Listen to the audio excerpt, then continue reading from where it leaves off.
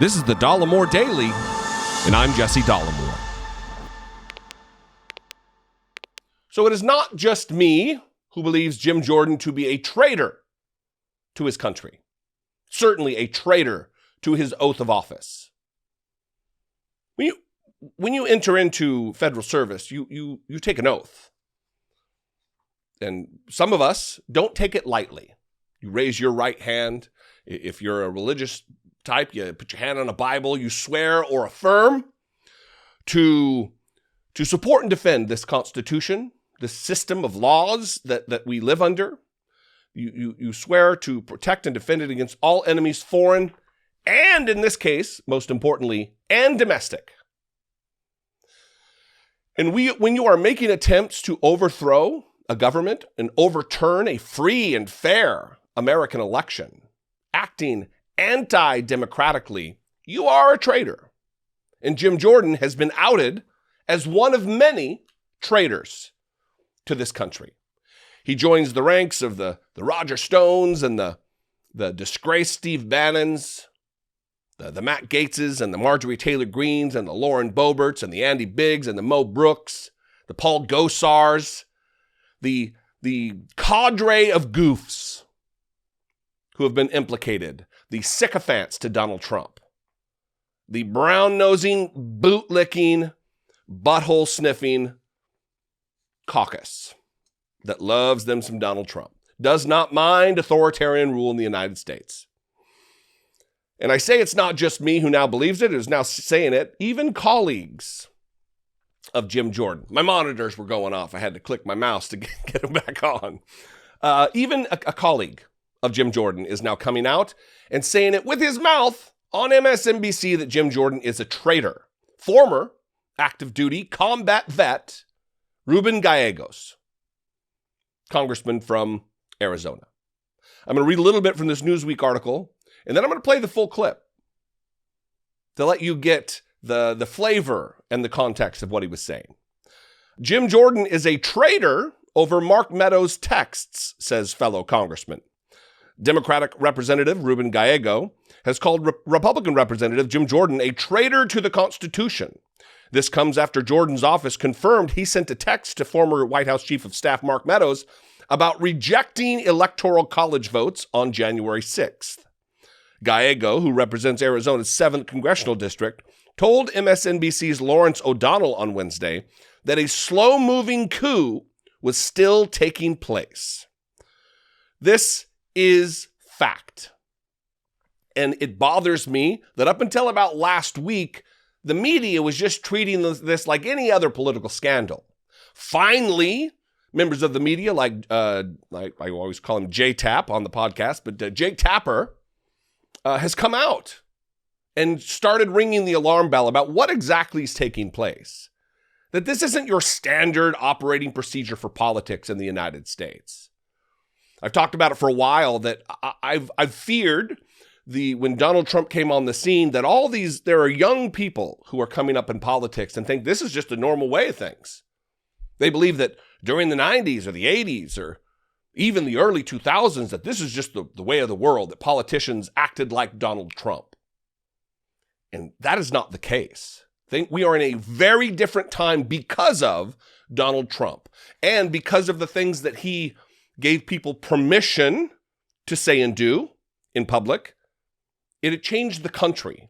The very fabric of the way we deal with one another has changed. Jordan's office admitted that a text released this week by the House Select Committee investigating January 6th had been sent by him, but also said it was a forwarded message that the committee had truncated. None of that matters. It's akin to the Donald Trump argument that the problem's not the problem, the criminality's not the problem, it's the fact that it was leaked. The fact that you found out about all of my immoral and illegal and unethical behavior, that's the problem, that you found out because of the leak, not the behavior itself. Same thing here, pointing to truncated statements, and it's a forwarded message. The message released by the committee was originally attributed to an unnamed lawmaker and read, quote, On January 6, 2021, Vice President Mike Pence, as president of the Senate, should call out all electoral votes that he believes are unconstitutional as no electoral votes at all. Now, in a previous video, I talked about exactly what the context is here, what the fuller text was, not the truncated version. And it doesn't matter. Just because he cites court cases, it's not up to Mike Pence to just determine out of his own stupid brain what is and what is not constitutional. That's what the courts are for. If he had a problem, they should have brought this to court. They did, in fact, bring it to court. Many cases, roughly 60, and they were all thrown out. All of them. Every single one. For lack of merit, for lack of evidence, for just being a waste of f***ing time. It's not up to Mike Pence to determine what's constitutional and what is not.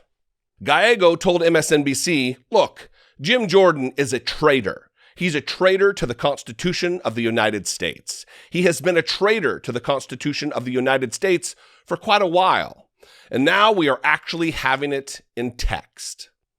But we shouldn't be surprised, and why is anybody surprised, he said, saying Jordan had lied on the floor of the House of Representatives about the 2020 election, which we have all witnessed. We have all witnessed the fondness for the smell of Donald Trump's butthole while in committee hearings, during the lead up, during the impeachment hearings.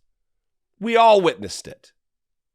Here is Ruben Gallego, in his own words, with Lawrence O'Donnell last night. Watch this. Leading off our discussion tonight is Democratic Congressman Ruben Gallego of Arizona. He is a Marine Corps combat veteran and served in Iraq. He is a member of the House Armed Services Committee. Thank you very much for joining us tonight, Congressman. Your reaction to the unsurprising revelation that it was Jim Jordan who was the sender of that text urging an illegal act by the vice president. Yeah, no, I feel like Humphrey Bogart in Casablanca right now. Absolutely not surprised. Look, Jim Jordan's a traitor. He's a traitor to the Constitution of the United States. He has been a traitor to the Constitution of the United States for quite a while.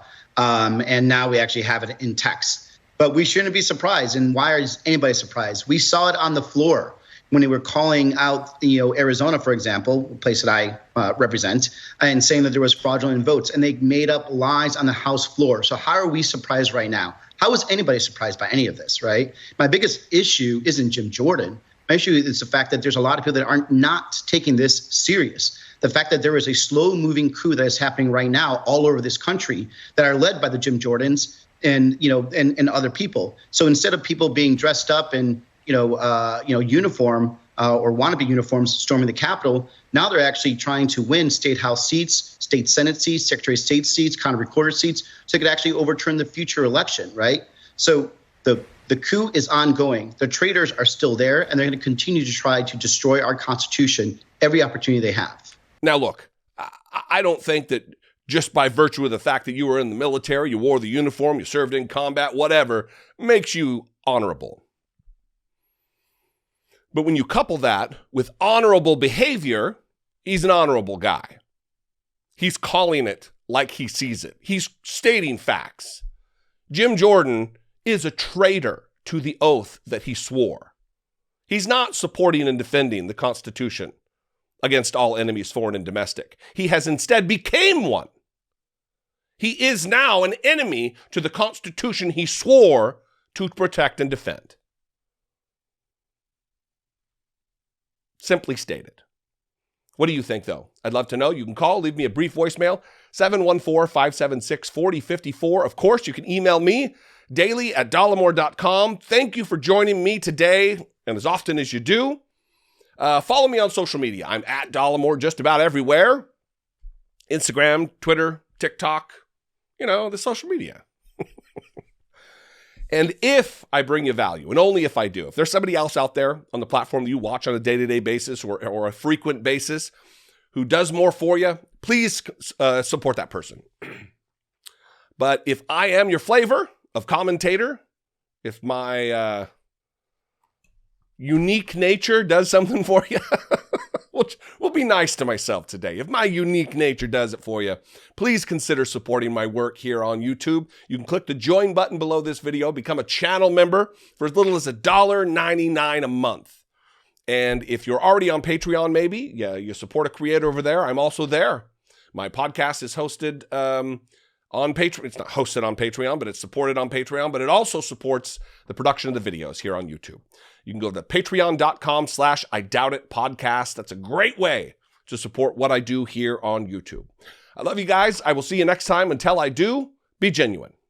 Take care of one another.